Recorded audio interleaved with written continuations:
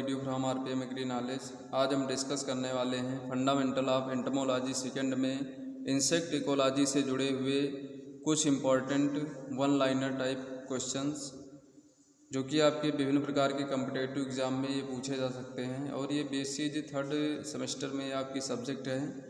तो आइए शुरू करते हैं आज का वीडियो लेक्चर। पहला पॉइंट है फादर ऑफ मॉडर्न एंटोमोलॉजी, जो कि R. विलियम किरवाई को माना जाता है। दूसरा है father of entomology in India, जो कि हैरोल्ड मैक्सवेल लेफ्रॉय को father of entomology in India या भारत में कीट विज्ञान का पिता माना जाता है, जबकि आधुनिक कीट विज्ञान का पिता R. विलियम किरवाई को माना जाता है। अगला पॉइंट है पारिस्थितिकी या इकोलॉजी।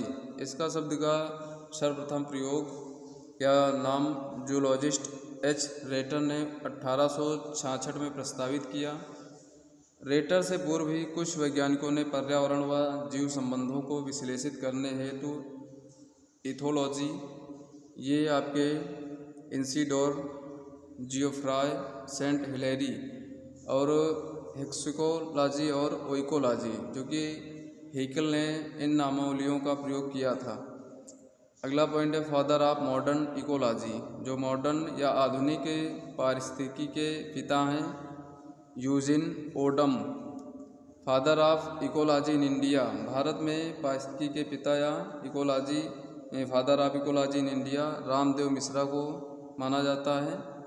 जो इकोलॉजी वर्ड है ये आपके ग्रीक भाषा का वर्ड है, जो कि ओइकोलॉजी पहला वर्ड है ओइकस। ओइकस मीन्स होता हाउस और लिविंग प्लेस, घर या आवास। दूसरा पॉइंट है लॉगस। लॉगस मतलब होता है डिस्कोर्स और स्टडी, अध्ययन से मिलकर बना हुआ है, जिसका शाब्दिक अर्थ होता है जीवों के प्राकृतिक निवास के अध्ययन से है।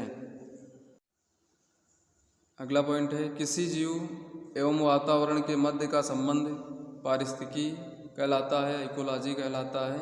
कोई भी जीव है और उसके वातावरण, जिस वातावरण में वो रह रहा है उसके मध्य का जो दोनों के बीच का जो संबंध होता है वही इकोलॉजी या पारिस्थितिकी कहलाता है। अब यहाँ पर अलग अलग वैज्ञानिकों ने अपने अनुसार परिभाषाएं दी हैं, जो कि आपके यहाँ पर कौन से वैज्ञानिक ने कौन सी परिभाषा दी है, इस प्रकार से क्वेश्चन आ सकते हैं। तो इसमें पहला है अर्नेस्ट हीकल 1869 के अनुसार जीवधारियों के कार्बनिक तथा अकार्बनिक वातावरण एवं पारस्परिक संबंधों के अध्ययन को पारिस्थितिकी कहते हैं, ये हीकल ने दिया था। अगला है ई वार्मिंग 1895 के अनुसार, इन्होंने बताया कि पारिस्थितिकी जीवों एवं पौधों का उनके वातावरण के संबंधों का अध्ययन है। फिर उसके बाद ओडम 1963 के अनुसार इन्होंने बताया कि प्रकृति की संरचना एवं कार्य का अध्ययन को पारिस्थितिकी कहते हैं। अगले हैं जो भारत की पारिस्थितिकीविद हैं प्रोफेसर R. मिश्रा या रामदेव मिश्रा 1967 के अनुसार, इन्होंने बताया कि पारिस्थितिकी रूप, प्रक्रिया और कारकों के बीच पारस्परिक संबंधों का अध्ययन है। इसके बाद अगला है पारिस्थितिकी के अंतर्गत जीव जो कीट हैं तथा उसके वातावरण के पारस्परिक का अध्ययन किया जाता है। वातावरण के जो पारस्परिक हैं उसका अध्ययन करते हैं, अतः इसे वातावरणीय जीव विज्ञान या इन्वायरमेंटल बायोलॉजी भी कहते हैं। तो इकोलॉजी को हम इन्वायरमेंटल बायोलॉजी के नाम से भी जानते हैं। अगला पॉइंट है पारिस्थितिकी तंत्र या इकोसिस्टम शब्द का जो प्रयोग है सर्वप्रथम A.G. टैंसले ने 1935 में किया था। और टांसले ने यहाँ पर परिभाषा दी थी कि पारिस्थितिकी तंत्र वह तंत्र जो पर्यावरण के जीवी तथा अजीवी सभी कारकों के परस्पर संबंधों तथा प्रक्रियाओं द्वारा प्रकट होता है। इसके बाद किर्चनर और श्रोएटर, इन्होंने 1986 में इकोलॉजी को दो मुख्य शाखाओं में विभाजित किया। एक है स्वपारिस्थितिकी ऑटो इकोलॉजी और दूसरा है सम पारिस्थितिकी सिन इकोलॉजी। यहाँ पर दो प्रकार के इन्होंने पार्ट में या इनकी दो शाखाओं को बताया। स्वपारिस्थितिकी या ऑटो इकोलॉजी का मतलब होता है जब किसी एक जीव विशेष अथवा एक ही जात के सभी जीवों के सामूहिक जीवन पर वातावरण का अध्ययन किया जाता है, तो इसे ही हम स्वपारिस्थितिकी या ऑटो इकोलॉजी कहते हैं। और जबकि सम पारिस्थितिकी या सिन इकोलॉजी का मतलब होता है जब किसी एक स्थान पर मिलने वाले समस्त समुदाय या जो कम्युनिटी होती है और वहाँ के वातावरण के जो पारस्परिक संबंध होते हैं उनका अध्ययन किया जाता है, तो इसे हम समपारिस्थितिकी कहते हैं। इसके बाद अगला है समष्टि पारिस्थितिकी या पॉपुलेशन इकोलॉजी, जो कि ये आपके सिन इकोलॉजी का ही पार्ट है। इसके जो शाखाएं हैं या विभाग हैं उसमें बांटा गया है। पॉपुलेशन इकोलॉजी के अंतर्गत किसी स्थान पर एक ही जंतु विशेष जो जात विशेष के संपूर्ण सदस्यों द्वारा निर्मित समष्टि या पॉपुलेशन तथा इसके वातावरण के संबंधों एवं प्रभावों का अध्ययन किया जाता है, तो इसे ही हम पॉपुलेशन इकोलॉजी या समष्टि पारिस्थितिकी कहते हैं। अगला पॉइंट है समुदाय पारिस्थितिकी या कम्युनिटी इकोलॉजी। इसके अंतर्गत किसी स्थान पर पाए जाने वाले सभी जात के जीवधारियों, जिसमें आपके प्लांट भी सम्मिलित हैं, एनिमल, बैक्टीरिया, फंजाई, सभी के जो समष्टियाँ होती हैं, इसके द्वारा जो बायोटिक कम्युनिटी या जैविक समुदाय होता है और इसके जो वातावरण के संबंध हैं उसका अध्ययन समुदाय पारिस्थितिकी या कम्युनिटी इकोलॉजी कहलाता है। अगला पॉइंट है एक जीव या उसके समुदाय के चारों ओर पाए जाने वाला वह सब जो जीवों के जीवन पर प्रत्यक्ष अथवा अप्रत्यक्ष रूप से प्रभाव डालता है, उसे ही हम पर्यावरण कहते हैं। अगला पॉइंट है अधिकांश कीटों के लिए ताप सहायता 0 डिग्री सेल्सियस से 50 डिग्री सेल्सियस के बीच होती है। अगला पॉइंट है कर्क्यूलिनिडी, जो कुल के सदस्य हैं तथा कुछ आर्डर डिप्टेरा के कीट हैं जो कि 55 डिग्री सेल्सियस या इससे अधिक तापमान पर भी क्रियाशील रहते हैं। अर्थात ये ऐसे कीट होते हैं जो कि थोड़ा हाई टेम्परेचर पर भी वहाँ पर ये क्रियाशील रहते हैं।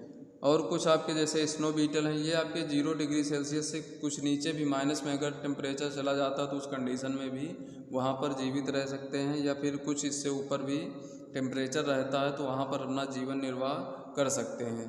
तो जो कीट होते हैं ये असमतापी होते हैं, अर्थात पोइकिलोथर्मिक होते हैं। ऐसे कीटों को हम कोल्ड ब्लड एनिमल्स के नाम से भी जानते हैं, असमतापी होते हैं। अब इसमें टेम्परेचर अगर अधिक होता है, जैसे मैक्सिमम फैटल हाई टेम्परेचर, अगर टेम्परेचर आपका 60 to 65 डिग्री सेल्सियस तक चला जाता है तो ये अधिकतम इसके लिए घातक होता है कीटों के लिए। अगर फैटल हाई टेम्परेचर है, अगर वहाँ पर घातक ही है जो अधिक टेम्परेचर, तो ये आपका 48 से 52 डिग्री सेल्सियस के बीच होता है। अपर वाइटल लिमिट या होता है तो इसमें 40 से 45 डिग्री सेल्सियस के बीच अपर वाइटल लिमिट माना जाता है। थ्रेशहोल्ड ऑफ डेवलपमेंट, जो कि यहाँ पर विकास के लिए जो सीमा होती है वो 15 डिग्री सेल्सियस टेम्परेचर होता है। फैटल लो टेम्परेचर जो निम्न तापमान होता है घातक, वो आपके -1.5 डिग्री सेल्सियस होता है। जो कि मिनिमम फैटल लो टेम्परेचर होता है ये -4.5 to -21 डिग्री सेल्सियस होता है। अब यहाँ पर कुछ कीट आपके दिन में भोजन करते हैं, कुछ आपके रात में करते हैं। तो यहाँ पर जैसे अगर जो कीट दिन के समय सक्रिय रहते हैं तो उसे दिनचर्या डायूरनल कहते हैं, और जो कीट रात के समय सक्रिय रहते हैं उसे रात्रिचर्या नक्टर्नल कहते हैं। इसके बाद अगला पॉइंट है प्रातः काल के समय जो सक्रिय रहने वाले कीट हैं इसे प्रातःचर्या मैटाइनल कहते हैं। अगला पॉइंट है गोधूल बेला या डस्क के समय सक्रिय रहने वाले कीटों को संध्याचर्या क्रेपस्कुलर कहते हैं। अगला पॉइंट हमारा स्वजात भक्षण या कैनिबैलिज्म।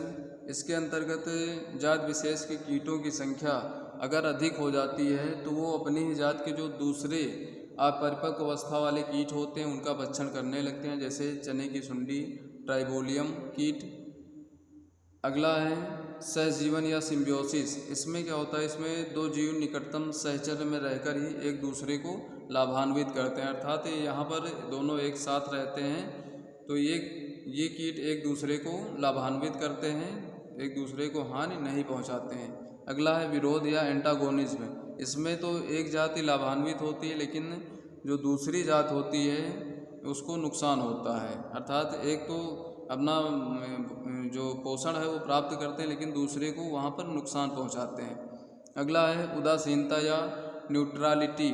इसके अंतर्गत जो जातियों में सहचर्य में ना तो किसी को हानि होती है और ना ही किसी को लाभ होता है तो उसे उदासीनता कहते हैं। अगला पॉइंट है सहभोजिता या कैमेंसैलिज्म।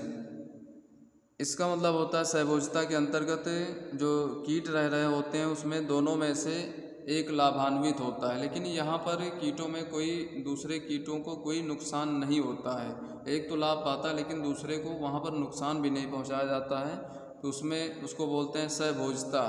अगला है परजीविता या पैरासिटिज्म। इसमें दो भिन्न जातियों के जो जीवों का सहचर होता है, जिसमें एक कीट परजीवी दूसरे कीट परपोषी से पोषित होता है, इसे परजीविता कहते हैं। अगला पॉइंट हमारा प्रतिरोधी पौधों का जीवन पर प्रतिकूल प्रभाव डालने को प्रतिजीविता कहते हैं। जो प्रतिरोधी पौधे होते हैं तो वो कीटों के जीवन पर प्रतिकूल प्रभाव डालते हैं, तो उसे हम प्रतिजीविता के नाम से जानते हैं। अगला टर्म है परभक्षिता या प्रेडाटिज्म।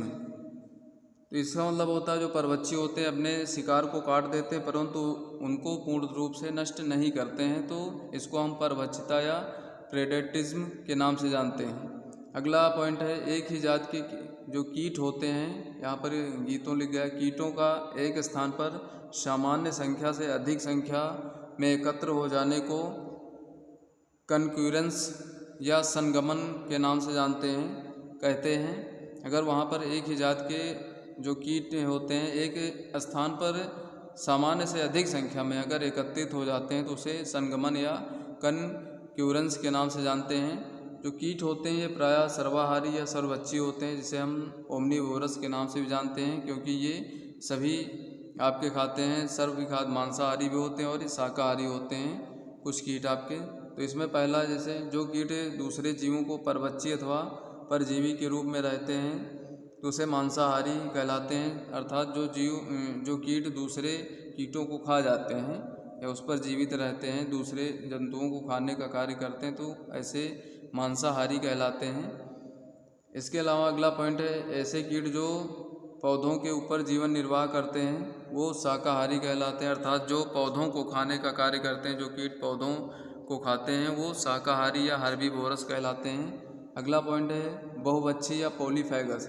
इस प्रकार के कीट विभिन्न प्रकार के जो जंगली तथा उगाए जाने वाले पौधों को खाते हैं, जंगली जातियों को भी खाते हैं और उगाए वाले जो फसलें उगाई जाती हैं कल्टीवेटेड प्लांट्स हैं उनको भी खाते हैं। तो ऐसे कीटों को बहुभक्षी या पॉलीफेगस के नाम से जानते हैं, जैसे दीमक। इसके बाद हमारा अगला पॉइंट है सीमित भक्षी या ओलिगोफैगस। इस प्रकार के जो कीट होते हैं वो विशेष कुल के पौधों की खाते हैं, जैसे पत्ता गोभी की तितली। ये जो कीट होते हैं एक विशेष कुल, जो जिस कुल का पौधा उसी कुल के पौधों को ये खाएंगे, जैसे गोभी कुल का पौधा है ब्रेसिकेसी, तो ये सिर्फ उसी कुल के पौधों को पर अटैक करते हैं, तो उसे हम सीमित भक्षी या ओलिगोफैगस कीट के नाम जानते हैं। जैसे पत्ता गोभी की तितली होती है, ये सिर्फ इसी कुल के पौधों को खाने का कार्य करती है।